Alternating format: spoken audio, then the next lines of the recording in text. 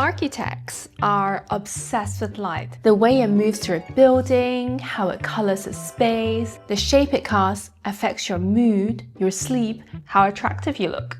So in this video, we're going to go through the actual architectural principles behind natural light, so you can understand why some rooms feel incredible and how we can achieve that together. We're going to skip the obvious stuff like cleaning your windows, knocking down a wall, switching on some lights, and moving to Spain.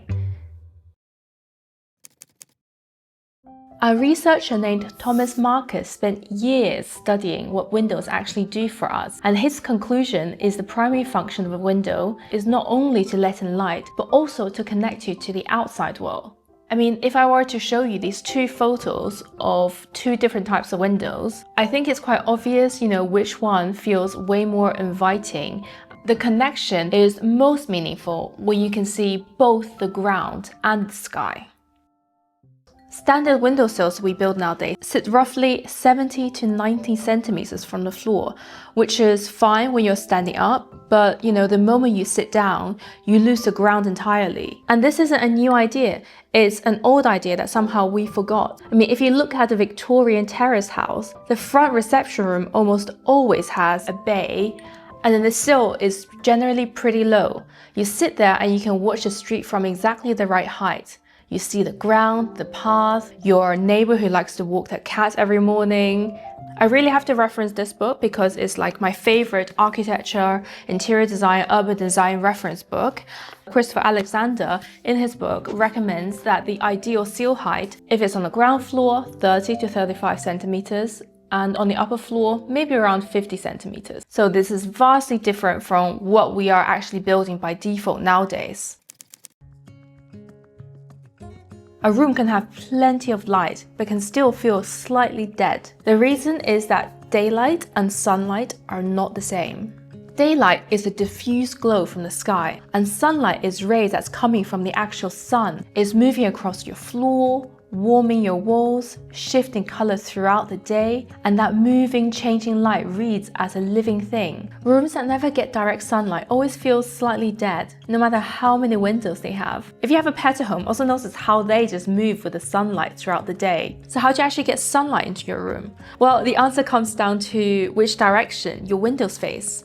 South-facing rooms get warm, consistent light throughout the day. East-facing rooms get sharp golden morning light, and west-facing rooms get beautiful drama sunset. And if you have a room that faces north, the light that comes in is going to be cold, flat, and grey.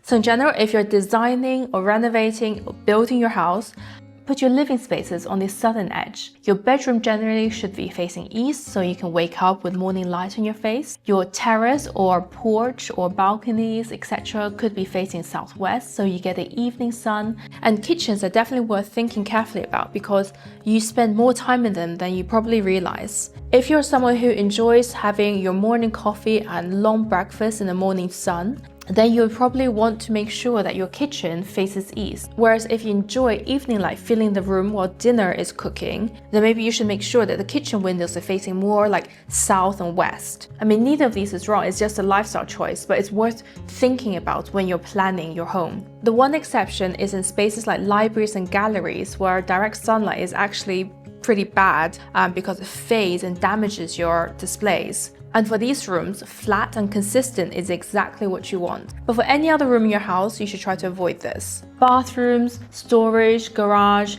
these spaces where you spend less time in, maybe you can put towards the north where it doesn't get direct sunlight. And if you can't make any of these changes, then use your sunniest room for the things that matter most. And if you're buying a place, before you fall in love with the price of the furniture, maybe just check which way the rooms face. It might be the most important thing you never think to ask.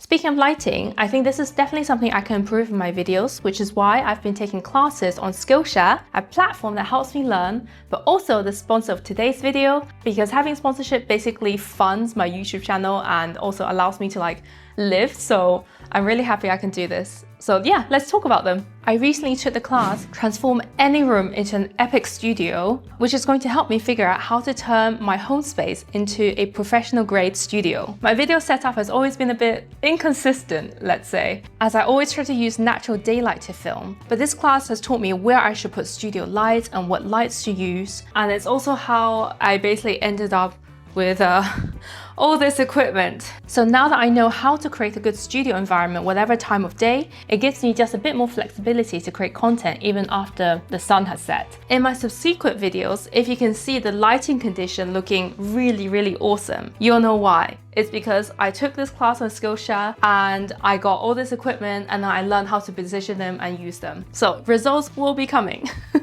This class was genuinely really good. It had really high production, no fluff, straight to the point advice with visual examples, which is basically what I try to do with my videos. Skillshare has great classes taught by world-class creators like professional illustrators, renowned graphic designers, and successful entrepreneurs. So if you want to get creative, learn a new skill, pick up a hobby, and just learn from other humans, Skillshare is the best place to go. The first 500 people to use my link in the description or scan the QR code will get 1 month free trial of Skillshare. So enjoy! So you're looking at 2 rooms, same size, same furniture. Which one feels better to you? If you said the one with light on 2 sides, congratulations! I was hoping you'd say that. Otherwise, the rest of this section is going to be a little bit awkward.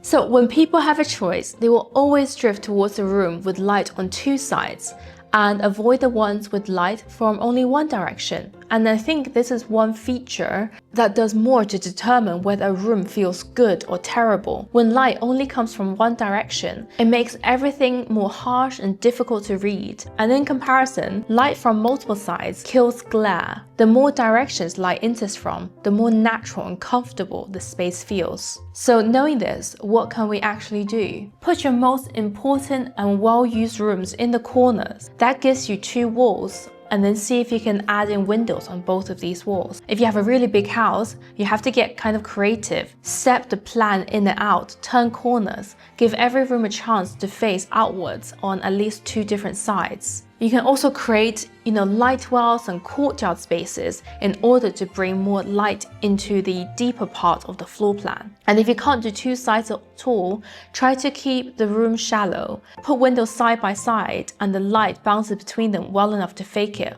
Or if the room has to be deep, go with high ceilings, white walls, and deep window reveals. Or you can just create bay windows so you can maximize the amount of light that does come in. Or just put mirrors on the opposite wall or a wall that's next to the window. It's not as elegant and not as effective, but it's better than nothing.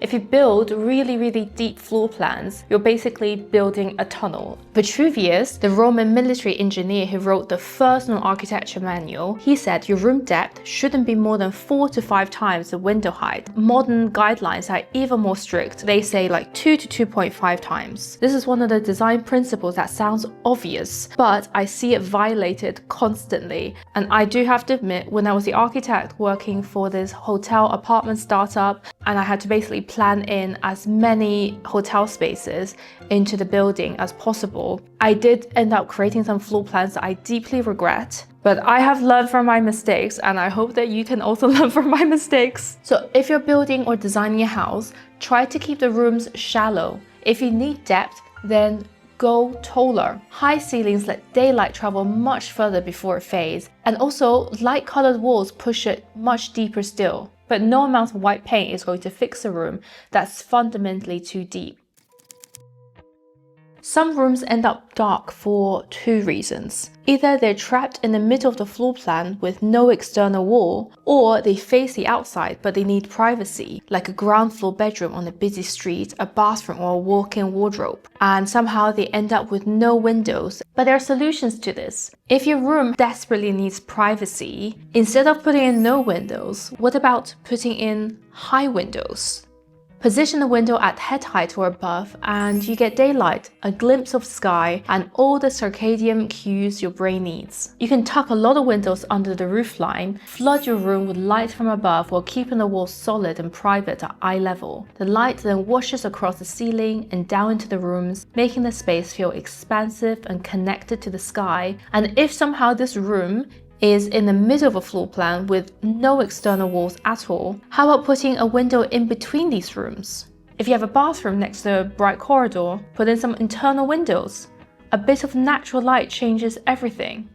And then there are roof lights, which brings in up to twice as much daylight as a vertical window of the same size. You can use one to spotlight a specific moment in your home, a pool of light in the entrance hall, a shaft of sunlight on the dining table. One thing to keep in mind though is that high windows and roof lights give you the sky, but they don't give you the world. They don't give you trees, access to street life. Traditional windows connect you to life, and roof lights complement them, but they definitely don't replace them. So everything we've talked about so far has been about getting more sunlight into your room, but that's only half the job, and the other half is making it beautiful when it arrives. Direct sunlight is wonderful, but it can also be quite brutal. When light comes from a single point source, it casts really harsh shadows, and then there's also the problem with glare. Filter light solves these problems. It softens the boundaries, reduces the contrast. It's why a bare white light bulb feels uncomfortable, but a lampshade transforms it into something so much more cozy. And then there's something that's a little bit harder to explain. Moving dappled light is just so much more pleasing in a way that static light isn't. The shifting pattern of shadow through leaves, light that changes slightly as the breeze moves, and you probably know this too even when you don't have the words for why. So the easiest solution for homes is to have sheer curtains. Do you see like the difference this makes to the quality of the light that streams in through the window? I think the worst thing you can do with artificial light is to distribute it evenly. I know it's super practical, it's efficient, but also it's an absolute tragedy if you want to have a cozy, comforting space. Human beings don't feel comfortable under a ceiling of fluorescent light panels because we prefer light that is dappled, constantly shifting, and alive. This is why we naturally gravitate towards pools of light, the soft cone of a table lamp, the warm glow over a dining chair, and the pendant that's hanging above the dining table. In the comfort of home, I don't think we want to be in floodlights. We want intimacy. And every good restaurant already knows this. So in your home, after the sun goes down, try to create a world of individual places using light. Where are the activities in your home happening? And how can you create a pool of light around each activity? And after we've created these pools of light, we should try to get the color temperature of them right. The color of your light bulbs are measured in kelvins. Warm white is around 2,700 to 3,000 kelvins, giving off that soft golden glow that tells your brain it's time to relax and wind down. And anything above 4,000 kelvins starts to feel sterile, clinical. I mean, there are definitely times that cooler light makes sense, like a desk lamp for focused work, a makeup mirror where you need really accurate color rendering, or a garage workshop where you actually need to see what you're doing. But those are task lights, tools for the specific job. The mistake is to use those cooler temperatures as your main light color. So the good news is that this is the cheapest fix in the entire video. You just have to go around the lights in your home and swap out the cooler colored light bulbs with warmer ones, or get these smart light bulbs where you can actually change the color temperature depending on what you need in that moment. I promise you it's going to be the best money you spend on adjusting the atmosphere and vibe in your home. If you found this video useful, I've got some other videos that's popping up on the screen right now that goes deeper into how you can make your home feel really, really good. So, feel free to binge responsibly. And if you're not yet subscribed to my channel, now would be the perfect time to fix that. And this costs you even less than the price of a light bulb.